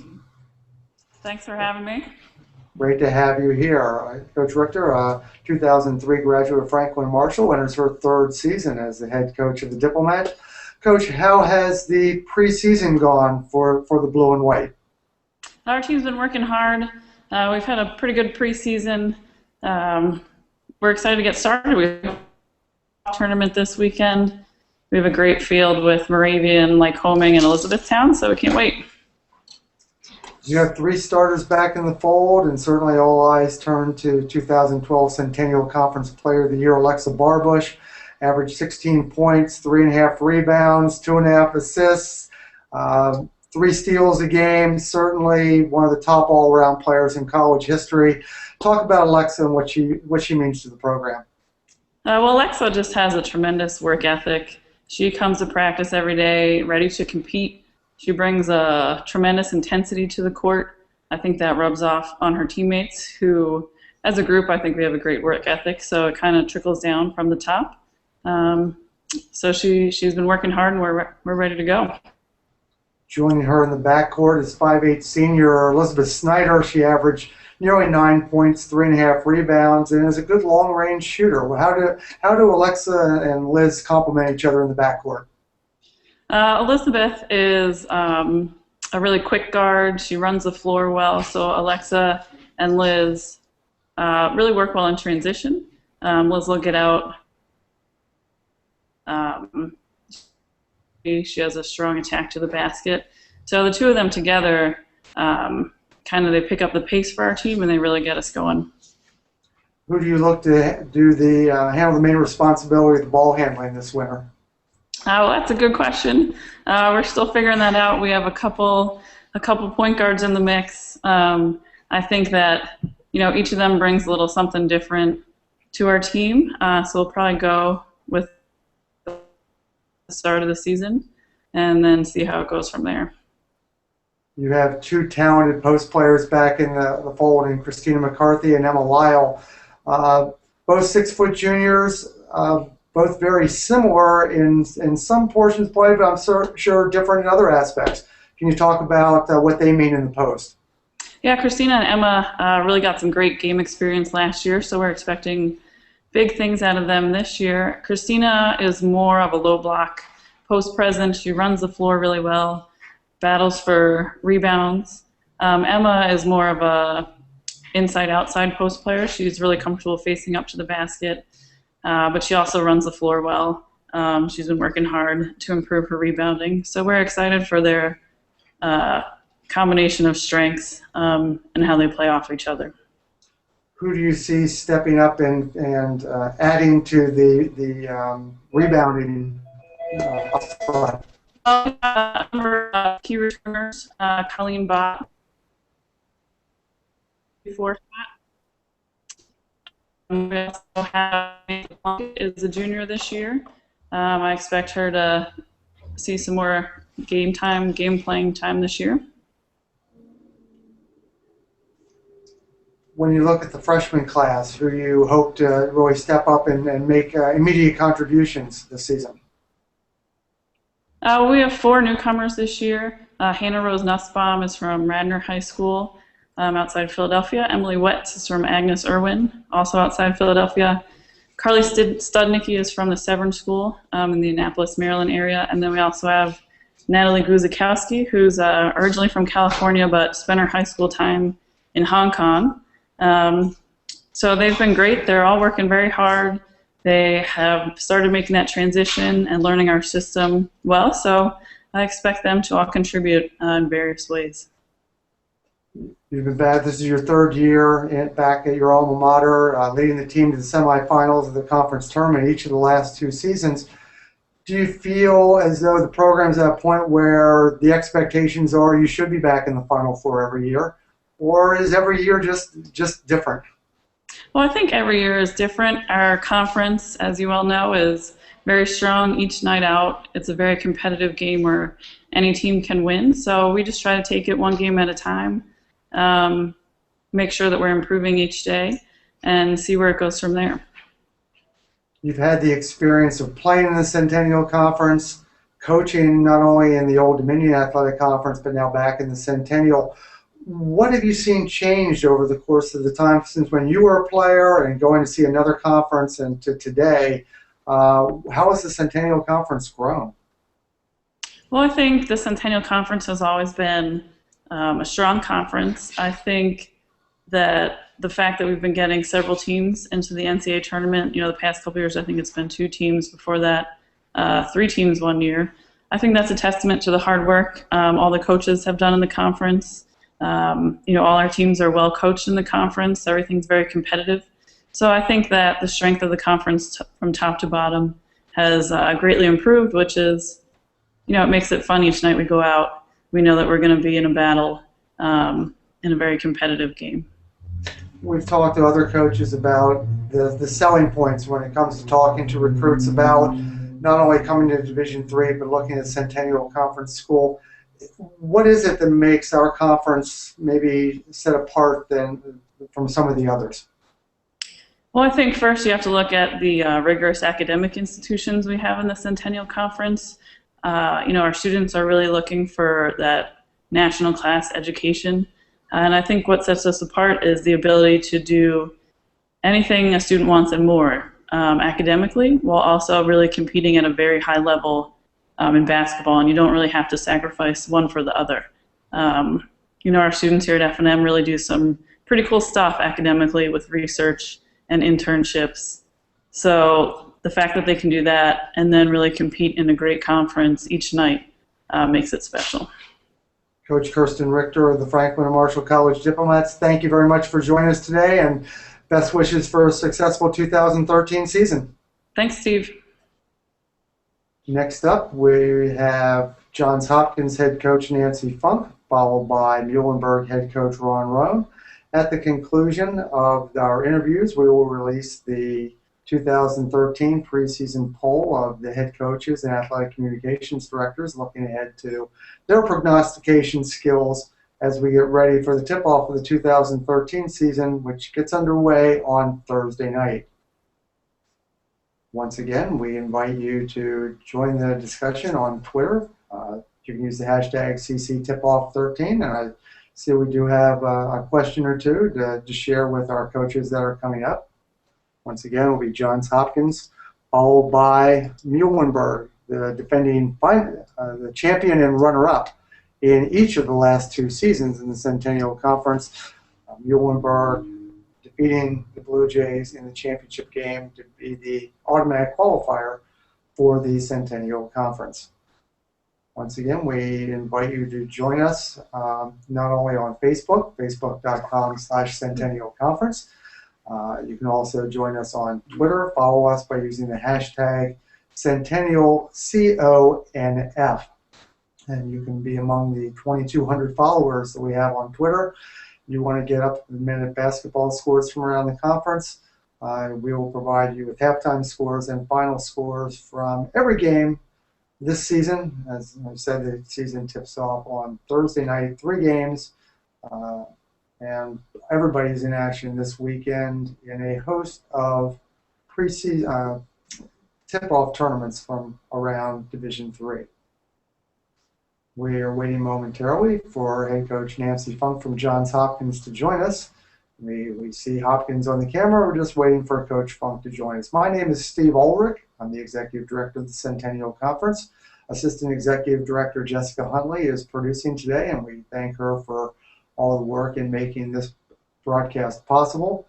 You can join us again tomorrow beginning at 1 o'clock for the men's basketball tip-off event. Once again, begins at 1 o'clock Eastern Time. You can get the link by going to the Centennial Conference webpage at www.centennial.org. And now, as I look at my screen, I see Johns Hopkins head coach Nancy Funk. Coach, how are you doing today? Fine, thank you. How are you? I'm doing very well, thank you. Could you give us a brief overview of how the preseason has gone for the Blue Jays? Well, a few bumps in the road here and there with a few injuries, but we're looking like we're almost ready. Well, this is Coach Funk's 27th season in Homewood, and with 462 wins and an overall record that includes 588 wins.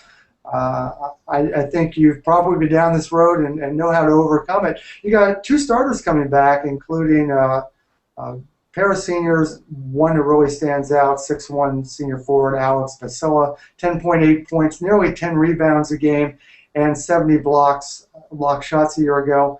talk about what she brings to the offense and the defense. I've never seen Alex more focused than she is this year. She is just driven in her work ethic, more so than ever before, and she looks really good. I think she put some time in the off season, and she's ready to go. So she'll do a great job leading us both on and off the court. A couple other seniors that I noted on the roster, 5'11 senior Sarah Higbee and 6'1 senior Carolee Fulmer. I'm sure they bring a lot of senior leadership to the squad as well. They do.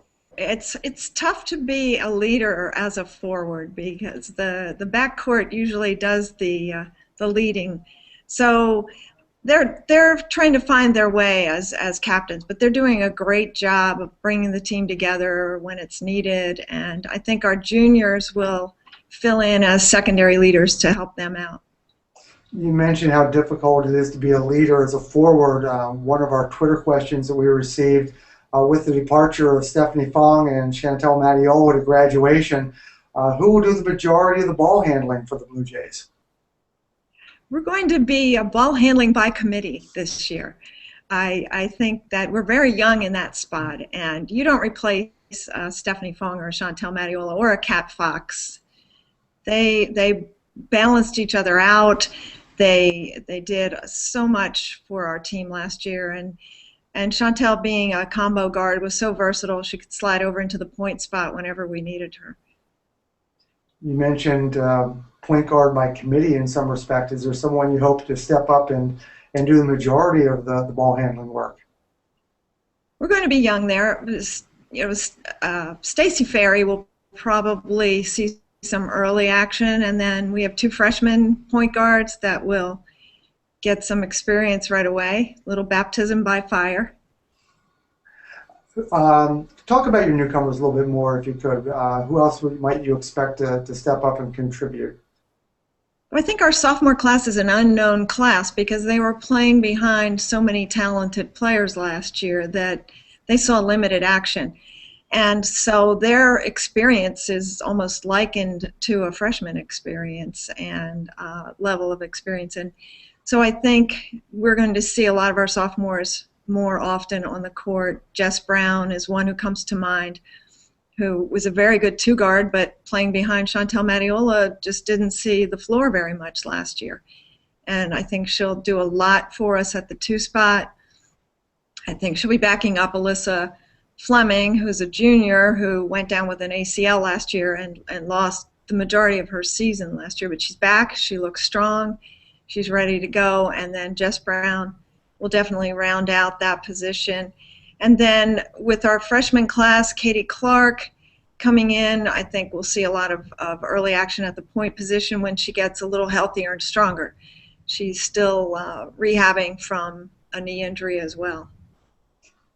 Last year with veteran guards, good distributors and also very good shooters from the outside, without having that type of player ready to step up immediately, do you find yourself being more of a pounded inside team early on?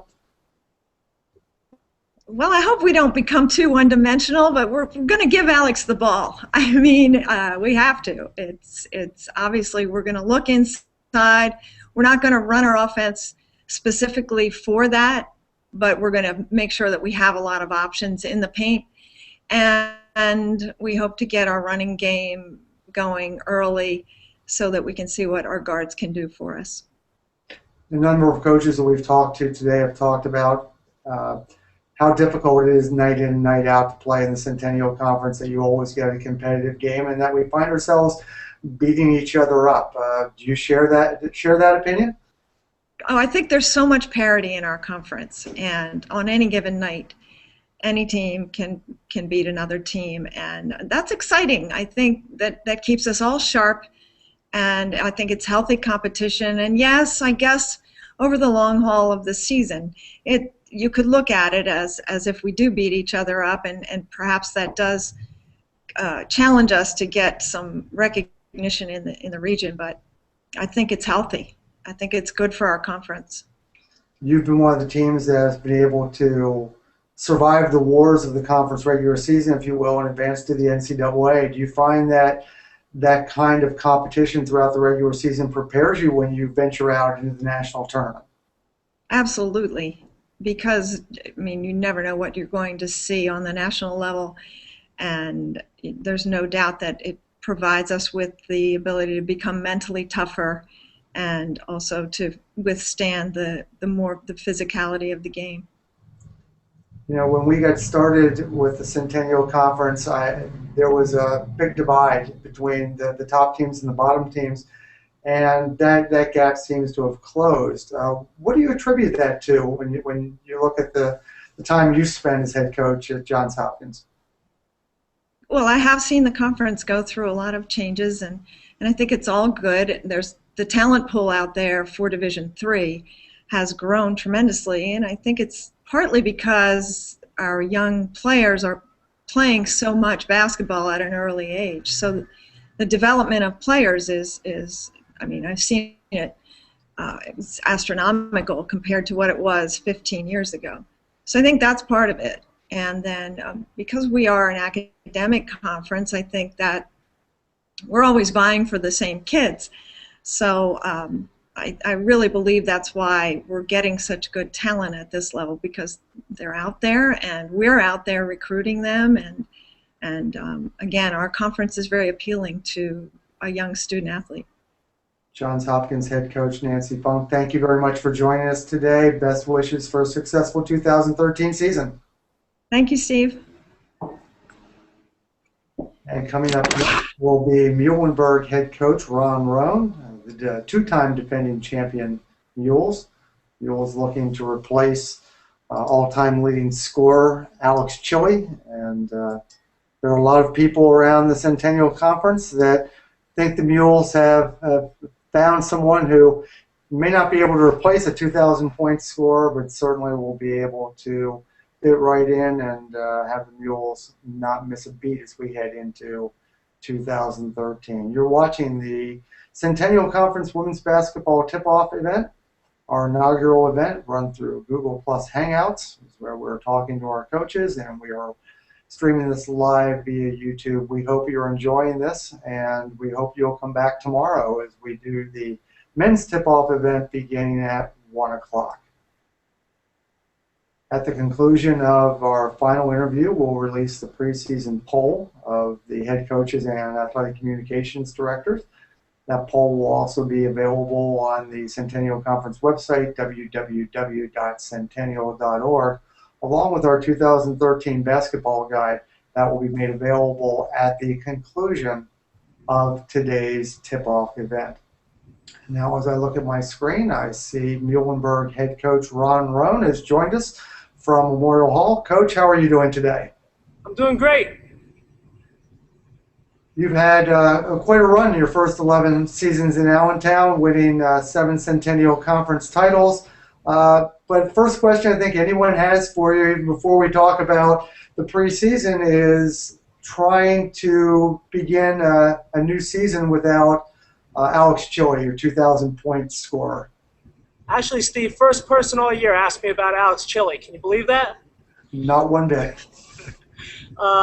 Obviously, a once-in-a-lifetime player. Alex currently playing professional basketball in Denmark, actually leading the league in scoring last time I looked. She's what was great to have here, and now we've got to move on because we had it good for a long time. How has the preseason gone for you? Has everyone come through healthy and ready to go? Yeah, we've had everybody healthy, to tell you the truth. Knock on wood. A lot of it here in Memorial Hall to knock on. The team seems ready. They've worked very hard. Everything seems like it's ready to go for a good year, and we'll see where we are when we start playing the real games. Mules went 23-6 a year ago, and one of the hallmarks of your teams is you've played a lot of players. I've seen a lot of minutes. 2 starters officially are back, including 5'8" senior Alita Zabrecki, 15 points, 6.5 rebounds. Talk about Alita. Alita's a tremendous player. I think one of the top all-around players in the conference. I think she was top 5 in several categories, top 10 in almost every category. She's a unique player, very different than Alex was, where you don't have to run plays to get a lead a point. She can score in transition. She can score off of her defense. She can score off loose balls. rebound. She does a lot of things for you, and it's nice to have her back for another year, that's for sure. Then you look at a trio of 6-foot players. You look at Leanne Lanza, Erin Laney, and Kate Clausen. And I know there are others that really provide you with a very strong post presence. Yeah, we've got great size, that's for sure. Now we got to make sure those kids can actually play. But Leanne Lanza started since her freshman year, is just very consistent, has improved her offensive game based on what we've seen in practice so far.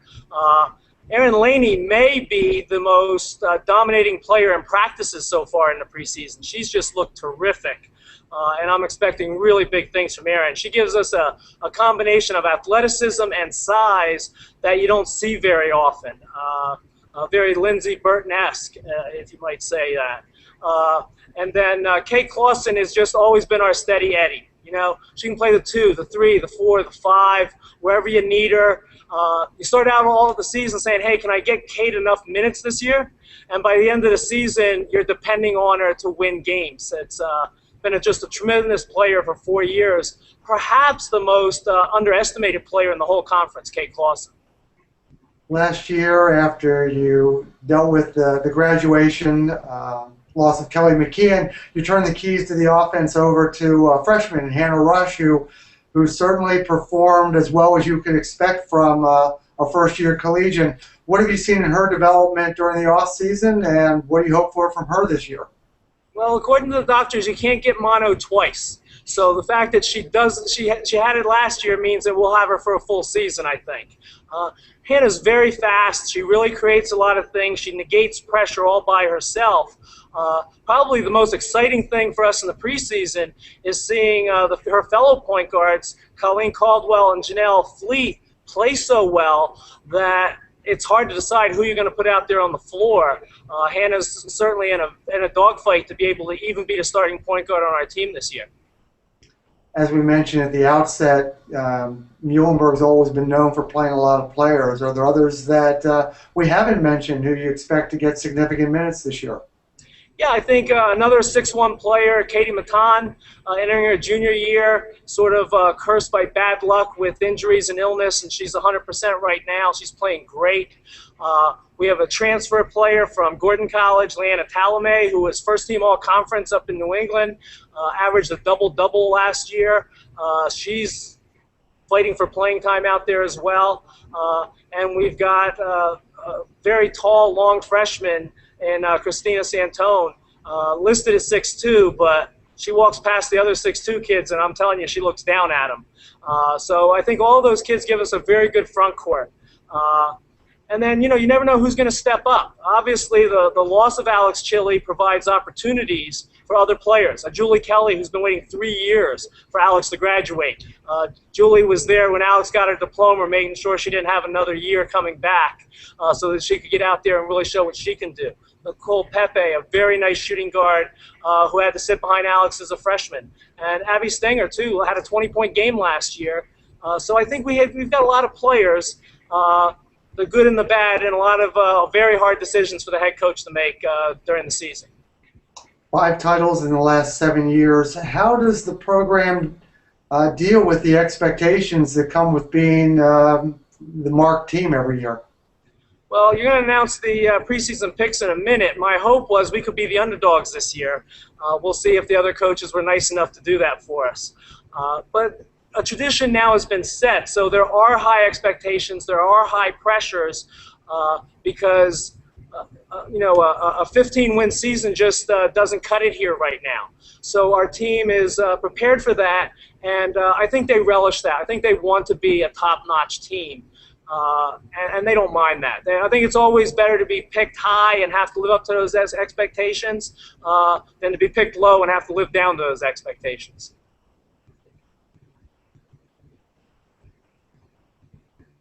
Steve? One of the things that you've been on the road in the national tournament is teams from other regions, and I think as we've talked, Coach, there are times when the teams from around the country haven't given the Centennial perhaps the respect it deserves, and then the performance that Muhlenberg has and Johns Hopkins has in the national tournament has certainly changed the view of the conference nationally. Would you agree? Oh, I would agree, and don't leave out Gettysburg's run to the Sweet 16 a few years ago. I think people say that the problem that we have is with 20 league games, you get very little exposure outside of your league. So you've got to do it in the postseason for people to really recognize the quality of the conference. I mean, one of the great things that's ever happened in my coaching career was last year at Mount Union, where their football coach, who I think has played in like 97 national championship games in a row, waited outside our locker room for a half an hour just to shake the hands of our players. And Alex Chile said it was the best basketball game he'd ever seen in their gym. And that kind of thing shows us where the conference is going. You know, I think Mike Falk, our sports information director, and I last year figured out that the Centennial Conference was the only conference in the country who sent 3 teams to the Sweet 16 in the past 4 years without a home game. You know, we had to do it on the road. We did, and so did Gettysburg. And let's face it, Hopkins has won their share of games in the postseason as well. So it's a really tough conference because top to bottom, you've got to win every night. There's no walkovers in our league. Muhlenberg head coach Ron Roan, thank you very much. Appreciate your time today, and best of luck as the Mules tip off in the Scotty Wood tournament this weekend. Thank you, Steve. And that concludes our 11 interviews with our head coaches. We hope you've enjoyed hearing from all of them and their prospects for the upcoming season. Now it's time for us to release our preseason poll. As we mentioned, this will be available momentarily on the Centennial Conference website as well. In 11th place, and this is a poll of the coaches and the athletic communications directors, you were not allowed to vote for your own team. Coming in at number 11 is Bryn Mawr with 20 points. Number 10 is Dickinson College with 49 points. Number 9, Swarthmore, 66. Ursinus is number 8 with 82 points. In 7th position, Washington College, 85 points. In 6th place, just outside the Centennial Tournament field, McDaniel with 113 points. In 5th place, Gettysburg with 117. Coming in at number 4, receiving 3 first-place ballots and 161 points, Franklin and Marshall. Number 3, with 163 points, including 2 first-place ballots, Haverford. Runner-up, with 8 first-place votes and 76 points, Johns Hopkins, and your 2012-13 preseason favorite to win the Centennial Conference with 9 first-place votes and 178 points, the Mules of Muhlenberg College. This concludes our 2012-13 women's basketball tip-off event for the Centennial Conference. We hope you've enjoyed listening to our coaches and gain a preview of the upcoming season. We hope to see you at a conference gym throughout the season, and you can follow plenty of action live on our conference members' websites, and you can get updates via Twitter or Facebook. For my producer, Jessica Huntley, my name is Steve Ulrich. Thank you very much for joining us today. Enjoy the rest of the day.